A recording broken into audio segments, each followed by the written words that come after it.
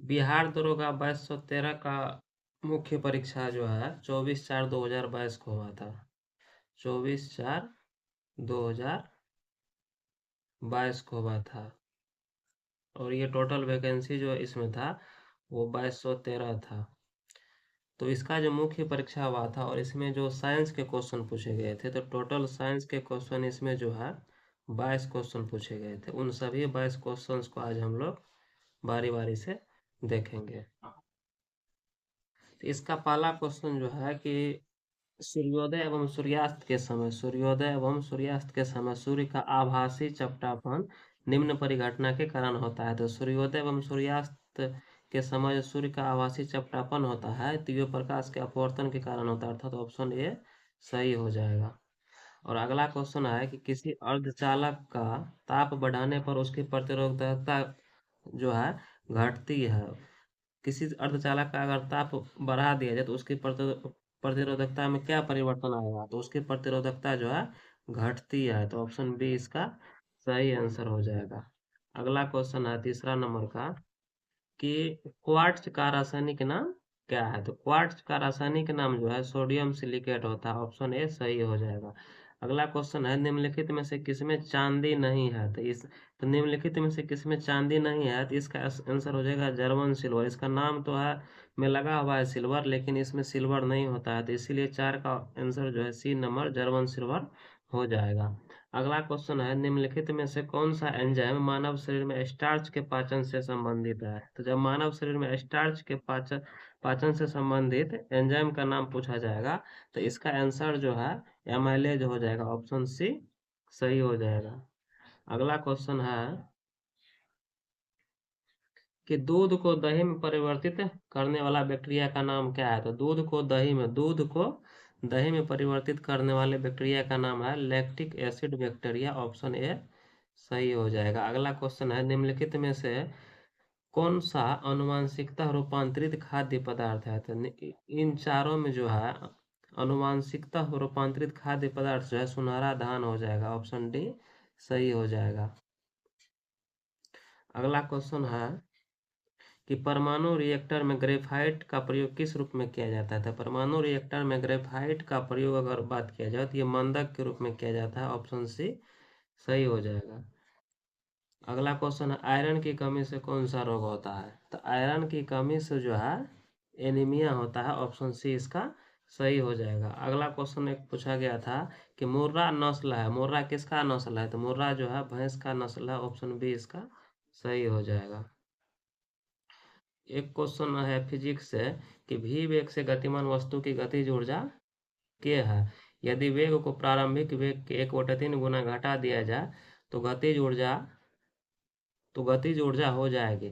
तो गतिज ऊर्जा में क्या परिवर्तन आएगा इन चारों में देखना है। तो जैसे ही गतिज ऊर्जा का फॉर्मूला होता है 1/2 mv², और इसमें बोल रहा है वेग को 1/3 से घटा दिया जाए तो 1/2 m, और v को 1/3 से घटा दिया जाए तो v गुना 1/3 और इसका स्क्वायर हो जाएगा। तो ये हो जाएगा कि 1/2 mv² गुना 1/9, और इसमें गतिज ऊर्जा के माना गया है। तो 1/2 mv² तो गतिज ऊर्जा है अर्थात उसको के मानेंगे, और बटे में हो जाएगा 9 अर्थात k/9। इसका ऑप्शन बी राइट हो जाएगा। अगला क्वेश्चन है निम्नलिखित में से कौन सी धातु केवल परावैंगनी तरंगों की प्रतिक्रिया पर अपने पृष्ठ में इलेक्ट्रॉन उत्सर्जित करती है। तो इसका आंसर जो है हो जाएगा जिंक, सी नंबर। अगला क्वेश्चन है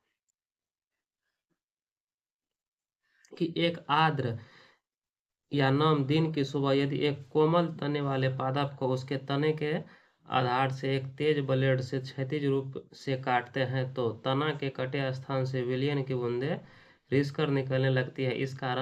यह किस कारण से होता है। तो यह का जो है मूल दाब के कारण होता है। ऑप्शन डी सही हो जाएगा। अगला क्वेश्चन है कि यह क्रिया जिसमें एक आर्किड अधिपादप की तरह एक वृक्ष पर आता है क्या कहलाता है। तो ये कहलाता है सहभोजिता, अर्थात 14 का जो है बी नंबर हो जाएगा। अगला क्वेश्चन 15 का जो है बोला गया है कि निम्नलिखित में से किस पादप का परागकण एलर्जी कारक है। तो परागकण एलर्जी कारक जो है इसमें पार्थेनियम हो जाएगा, ऑप्शन बी सही हो जाएगा। अगला क्वेश्चन है निम्नलिखित में से कौन सा जाइलम का भाग नहीं है। इसमें जो है जाइलम का भाग नहीं है, इस है तो ये सी हो जाएगा, चालनी नलिका, बाकी सब जाइलम का भाग है। अगला क्वेश्चन है कैप्रोलेक्टम का उपयोग किसके निर्माण के लिए किया जाता है। तो कैप्रोलेक्टम का उपयोग जो है नायलॉन 6 का निर्माण के लिए किया जाता है, ऑप्शन ए सही हो जाएगा। अगला क्वेश्चन 18 का कि एक गैस CaO के साथ एक गैस का नाम पूछ रहा है जो CaO के साथ तो क्रिया करती है परंतु NHCO3 के साथ नहीं करती है, तो वह गैस है Cl2, ऑप्शन बी सही हो जाएगा।